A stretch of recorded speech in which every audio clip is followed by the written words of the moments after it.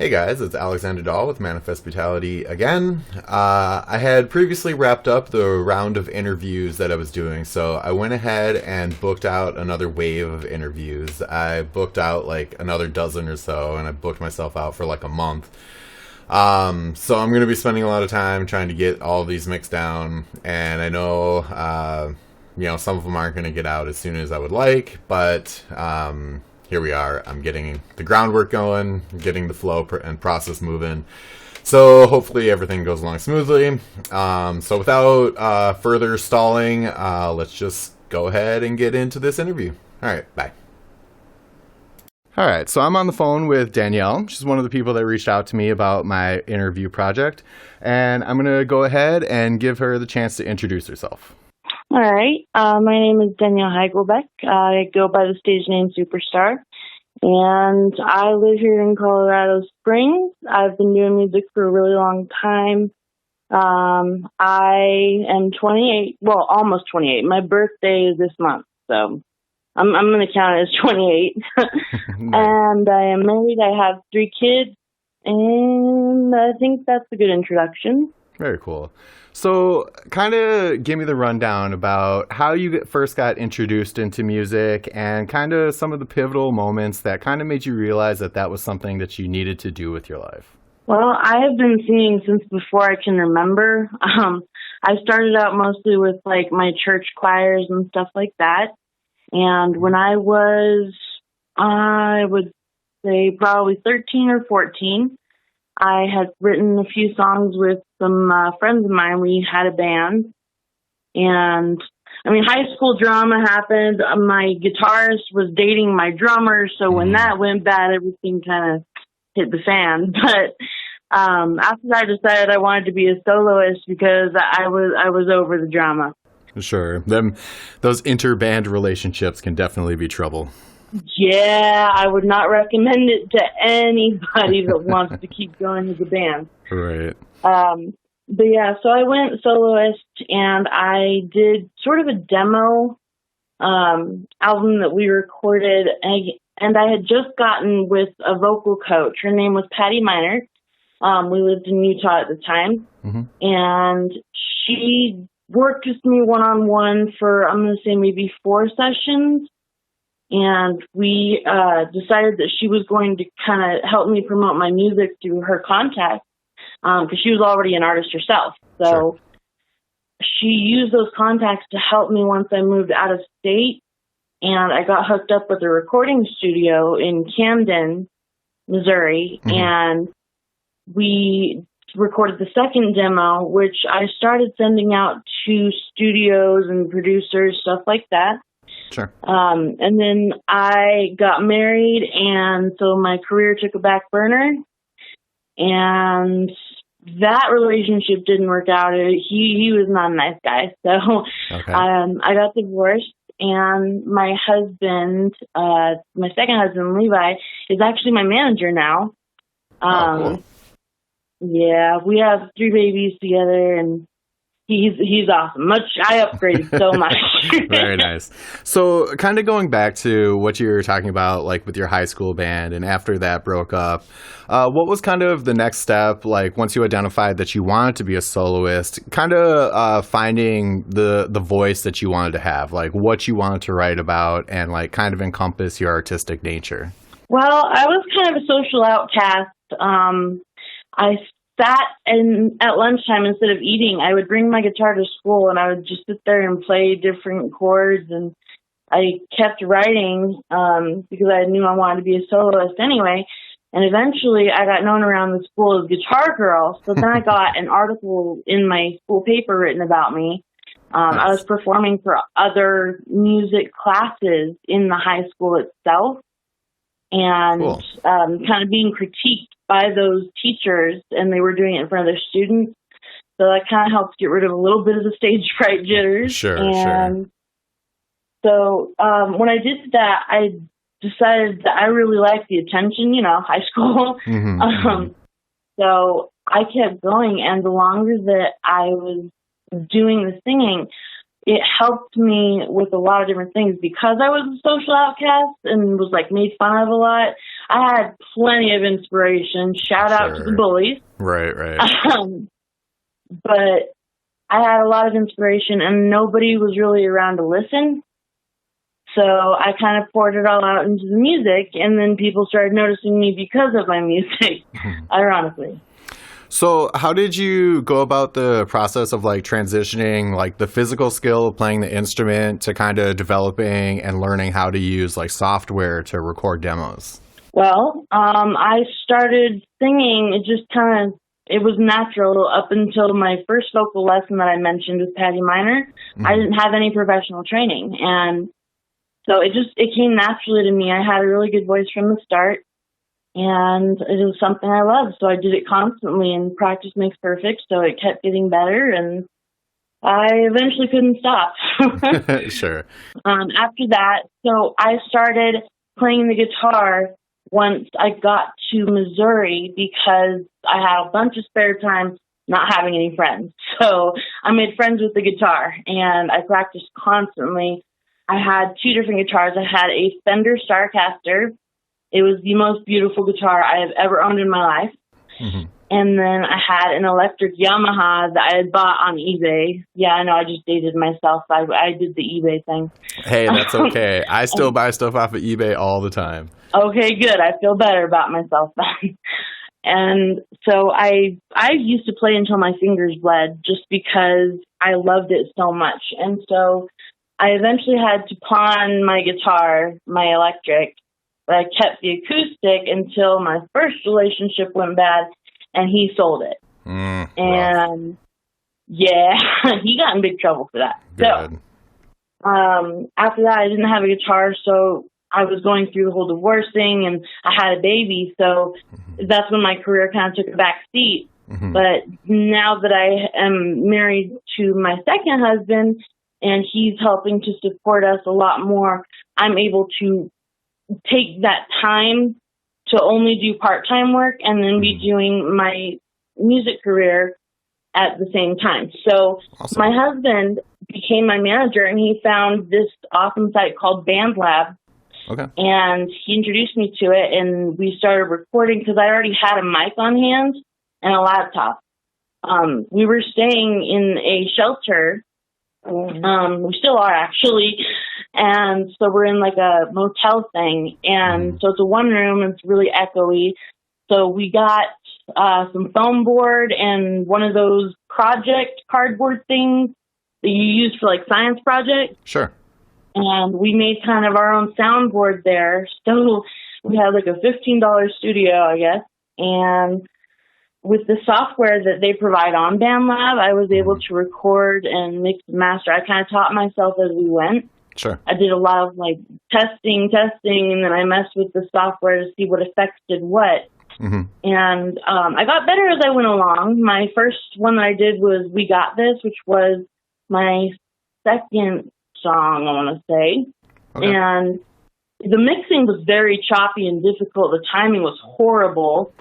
And it still came out okay, though. I got a lot of good reviews, so I kept going and going and going. And eventually I had 6 or 7 songs up there, and I was getting better as I went. The last one I mixed was Carry On, and that was the one that got on Cali FM. Sure. With this lady. Her name was... it was LaShawn. LaShawn? Yeah, and she was amazing. She helped me out a lot with getting my music out there. She put me on her Twitter. She put me on just her radio station page. Like, I was up on the banner. It was amazing. I took a screenshot and sent it to like everybody I knew, and it was amazing. That's awesome. So I think after that we started going back to the real, like, a professional studio, because we were getting some attention. We had people wanting to sponsor studio time. And, you know, living in a shelter right now, it kind of is very helpful when those opportunities come along. Yeah, so definitely. After that, we did recording on the song Perpetual, which has been released recently. Yeah. And that one was professionally mixed at the studio. And then we re-recorded Carry On, And I really like the remix that he did. It's not the way that mine was arranged, but it's still an awesome remix. Sure. So since you mentioned Perpetual, that was one of the songs that was sent to me to review. It's a very good song. The message that you have in there is a pretty powerful message. So what was kind of some of the inspiration behind that track? Well, we have had a really hard time the last, I'm going to say 2.5 years. I was pregnant with a surprise baby back about 3 years ago, and he caused a lot of health problems. He has a lot of health problems, and ever since then, we've had a really hard time. Just in general, everything went downhill. We were so busy taking him to doctors and specialists clear up in Denver constantly, and he had an open heart surgery when he was 5 months old. Oof. So it was really, really rough, and we were going all the time up there to see him. And so when he was born, he was early. He got stuck because he was almost 10 pounds. And so he got stuck, and they almost had to do an emergency C-section. So it was just, the whole thing was really traumatic, and we lost work time because we were so busy taking him to all of these doctors. And so one day he was having a problem where his head, they thought he had something, I'm trying to remember. Water in the brain. Yeah, it was water in the brain. I don't remember the scientific phrase for it. Hydrocephalus something. And so we were worried about like seizures and the head pressure getting to be too much, stuff like that. And one day Levi's boss was like, if you leave again, you are fired. And Levi looked at him and went, okay, threw his badge on the desk, and then proceeded to use one of their forklifts to get the car out of the parking lot. Jeez. You got to do what you got to do. Yeah, really. So after that, we became homeless because Levi was offered a job as a traveling salesperson, and we had a 3-bed, 2-bath, and it was our first house. So we tried to sell it, and they lowballed us, and then nickel and dimed us for every little thing that they found. Like, there was a trash pickup fee. There was stuff that blew across my lawn. They would charge us like $600 for because they had to have somebody come out and remove it. Jeez, that's outrageous. And so we weren't able to get the RV that we were trying to get with the money from the house sale, so we could accept the job that Levi was being offered as a traveling salesman. And it went bad so fast. And so after we were not able to buy the RV, we had to end up staying with my parents. And there was just a big, long chain of drama where we moved cross country and we had to move back. And a lot of really weird stuff has happened in the past 2 years. And I have PTSD from that first relationship. I have depression, and it is really, really hard to keep a positive outlook when your brain is working against you. Right. And the song Perpetual is kind of the message that I told myself a lot, probably for the past year, I'm going to say, a lot, just every morning, just to keep my head above water and keep going, because my babies need me, and my babies are my number one priority. So you can't let it punch you in the face and stay down. That's not an option when you have kids. Right. And so it's my pump up song that keeps me going with all of the stuff that's going on. Very cool. You definitely did a good job encapsulating all of that into the vocals of it. So how did you kind of come to the superstar moniker? How did you decide that was how you wanted to write? Well, I had used that. I was actually really wanting to go into graphic design as a teenager. And I decided that was going to be my stage name early on. And because I was in high school, I was like, oh, it's so glamorous, superstar, you know. Sure. So I designed a brand, if you will, and I got it tattooed on my shoulder. And then my sister, it was just the words, like the letters, and I was like, well, that's lame. So my sister copied it, and then she did go into graphic design, ironically. And so she did some more embellishments and stuff around it. And I figured since it's on me, I'm stuck with it, and I couldn't think of a better stage name, so we went with it. Sure. So as you kind of continue through the process of now that you have kind of your like artistic identity, you kind of have an idea of where like you want your artistic voice to land. What are kind of some of the steps that you kind of look forward to, and like where do you want the like trajectory of your career to launch to? Well, my biggest rule right now for the music that I'm doing is I don't want to do the same thing over and over and over. Like some artists that I will not mention, and it's just if it's the same message over and over, or the same three chords, and you just rearrange them every time, it's really, people lose interest. You have nothing to say anymore. Right. And so I've been trying to take each style of music and do at least one song from it. The only two I can't do right now is metal, because the screaming would probably mess with my voice. Sure. And rap, because I'm not hard. I can't be hardcore. I sound like a bunny going, "Come here, yo." It just doesn't work. So those are the only two I haven't been able to do. And the other part of this is that we are doing a lot of collabs with a few different artists that we have found on like Facebook and BandLab, and Radio Chart was actually somebody that helped promote me a lot. It was radiochart.com. They sponsored my first single, which was Memory Lane. And that one actually got on their best ever list, like the most plays ever. It was number 4. Nice. And cool. That took me by surprise. I really didn't think it was going to be something that hit off that well. I mean, that song was written in the car, sitting there waiting for the recording studio to open. In a matter of 2 or 3 hours, we had written it and then recorded it and walked out the door with it. And it wasn't even our best work. So when it got that many reviews and hits and stuff like that, I started to be like, wow, this is really something that I could turn into a career. It's taking off. And within 3 weeks of being on BandLab, I had gotten my first interview. We have radio stations playing my music already, and I've been doing this for maybe 6 weeks, 2 months maybe. That's and awesome. It's taking off like crazy. Very cool. So where would you like to see that kind of develop into? Well, what I would like to do eventually, the end goal is going to be kind of a B-list celebrity. If I was an A-list celebrity, I would never have any alone time, and I would never get any privacy, which I can't handle. So, Sure.